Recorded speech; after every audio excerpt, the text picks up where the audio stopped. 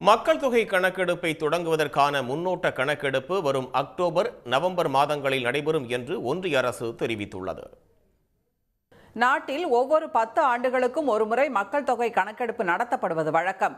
அதன்படி 2020ஆம் ஆண்டு ஏப்ரல் முதல் செப்டம்பர் மாதம் வரை கணக்கெடுப்பு நடத்த திட்டமிடப்பட்ட நிலையில் கொரோனா பரவல் காரணமாக அந்த பணிகள் ஒத்திவைக்கப்பட்டன. இதனிடையே சாதிவாரி கணக்கெடுப்புடன் மக்கள் தொகை கணக்கெடுப்பை விரைந்து நடத்த கோரி 2024 ஜூன் 26ஆம் தேதி தமிழ்நாடு சட்டப்பேரவையில் முதலமைச்சர் திரு மு க ஸ்டாலின் தனி தீர்மானம் கொண்டு வந்து நிறைவேற்றினார். காங்கிரஸ், திரிணாமுல் காங்கிரஸ், ராஷ்டிரிய ஜனதா தளம், சமாஜ்வாதி உள்ளிட்ட எதிர்க்கட்சிகளும் இந்த கோரிக்கையை முன்வைத்தன. இதையடுத்து வரும் 2027ஆம் ஆண்டு மார்ச் 1ஆம் தேதி முதல் சாதிவாரி கணக்கெடுப்புடன் தேசிய மக்கள் தொகை கணக்கெடுப்பு பணிகள் 2 கட்டங்களாக நடைபெறும் என மத்திய அரசு அறிவித்தது. லடாக் மற்றும் ஜம்மு காஷ்மீர், ஹிமாச்சல், உத்தரகாண்ட் ஆகிய பனிப்பொழிவு பகுதிகளில் மட்டும் 2026 அக்டோபர் 1ஆம் தேதி மக்கள் தொகை கணக்கெடுப்பு தொடங்கும் என்று அறிவிக்கப்பட்டது.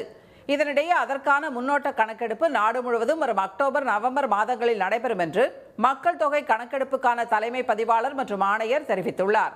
இது தொடர்பாக அனைத்து மாநிலங்களின் மக்கள் தொகை செயல்பாட்டு இயக்குநரகங்களுக்கு சுற்றறிக்கை அனுப்பப்பட்டுள்ளது. இந்த கணக்கெடுப்பின் போது பெயர் மற்றும் வீட்டில் உள்ள நுகர்வோர் பொருட்கள் உள்ளிட்ட வசதிகள் குறித்து மட்டும் கேள்விகள் இடம்பெறும் என தகவல்கள் வெளியாகியுள்ளன.